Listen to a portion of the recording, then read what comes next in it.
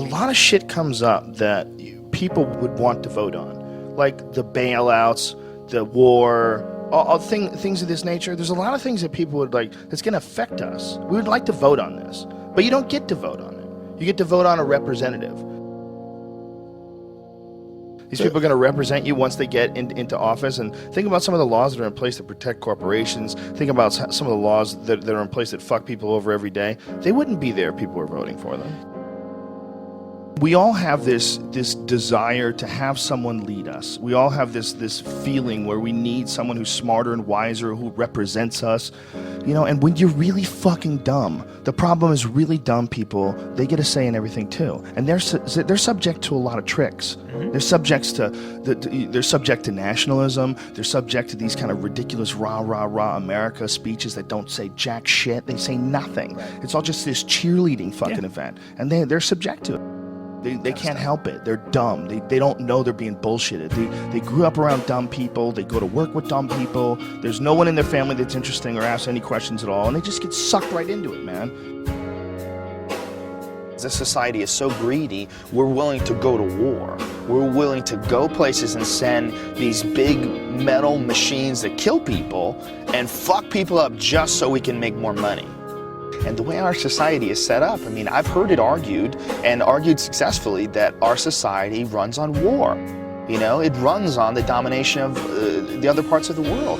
And literally, that's the only way you can control a gigantic chunk of the globe. You have to keep everybody down, you know, and that's what our society is based on. We can't be fighting over each other because, you know, this guy's like 1 million people die in Iraq, and everybody goes, hey, as long as it doesn't happen over here. But it is, right. That is over here. It's just over here, over there. It's the same thing. It's some people you don't know that were born somewhere else who fucking got jacked. You get trapped in that whole idea of, you know, this is my team, these are my people, and, you know, someone fucking plays a country music song and throws up a flag, and I'm in. Fuck it. It feels good. Feels good to be in, right? Feels good. God bless America. Feels good. Singing around with a bunch of other people and you're all drinking. We're the fucking baddest motherfuckers on the planet. Woo! And that's how people get recruited.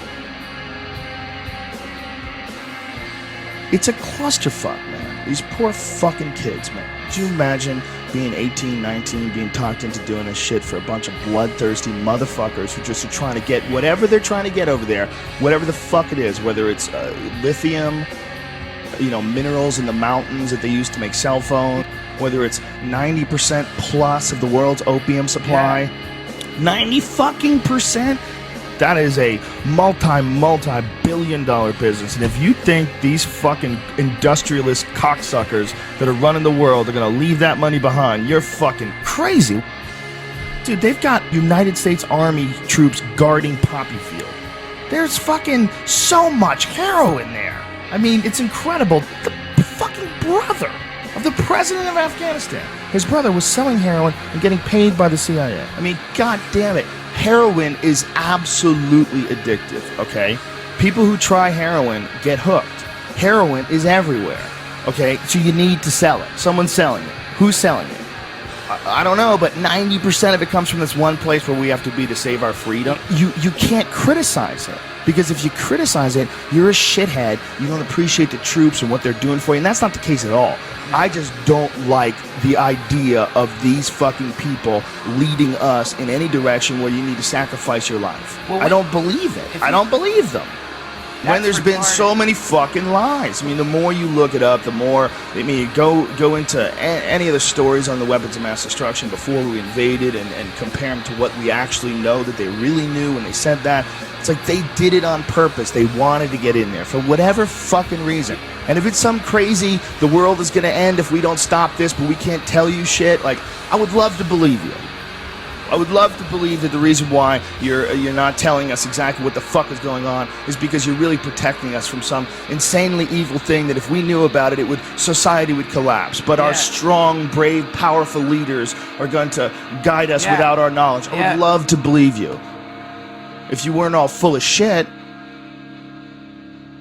We're going to have to step back and look at it all in a different way. And I don't think you're going to get that from just voting for president and dealing with all this nonsense that we have right now with the the two-party system. We're spinning our wheels. We're not getting any traction. This is all nonsense. It's the same nonsense with Obama that we dealt with Bush. Special interest groups controlling what people say and do and what direction the country goes in and save us from the bad guys. Just shut the fuck up, man. It's the same nonsense. Operation Northwoods was something that was plotted out during the 1960s, signed by the Joint Chiefs of Staff, where they were going to fake terrorist attacks on American civilians and blame it on the Cubans so we could go to war with Cuba. It involved a bunch of shit, like blowing up a jetliner. They were going to have a drone jetliner and blow it up and say that people died on it, and this was going to get everybody fired up about going to war with Cuba. They were even going to attack Guantanamo Bay. They were going to arm Cuban friendlies to attack Guantanamo Bay so that we would have to go to war with Cuba. This is like our own government. They plotted this out. This is like real shit. I remember when I saw JFK, the Oliver Stone movie, and that was like part of the premise that JFK, that Oliver Stone was pushing in this film, is that they killed JFK because they wanted to stay in Vietnam because they were making a lot of money in Vietnam. And I remember at the time seeing that movie going, that is absolutely ridiculous. Who the fuck believes that? Are they going to start wars and keep wars going just so that they can make money, even though it's not a real war, it's not a just war? Nobody wants to go to war. That's stupid hippie bullshit.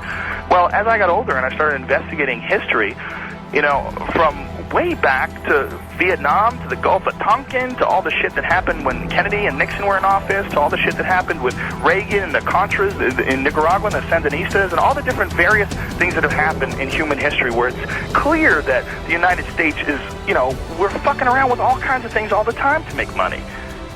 And that there's a bunch of people that are profiting off of war. And then they're not just profiting like a little bit of money here and there. You look at like what's going on with like how much money Halliburton made from the war. We're talking like billions and billions of dollars. That's like real money. Eisenhower leaving office, and he's giving a speech warning the American people about the power of the military-industrial complex.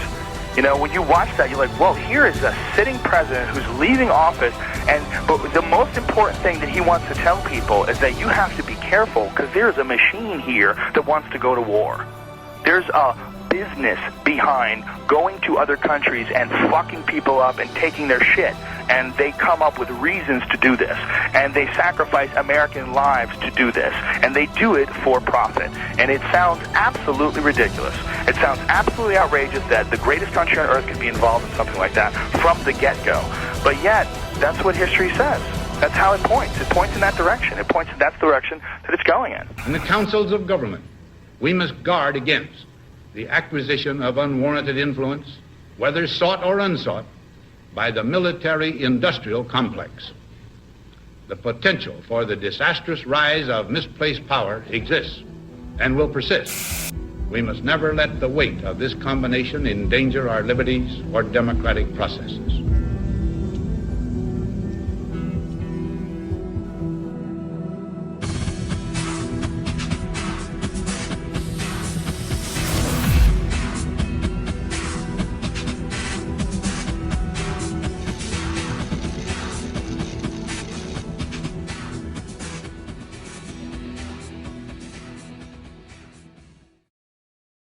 Tower 7 disturbs me the most. That Tower 7 just went whoosh, just like a controlled demolition.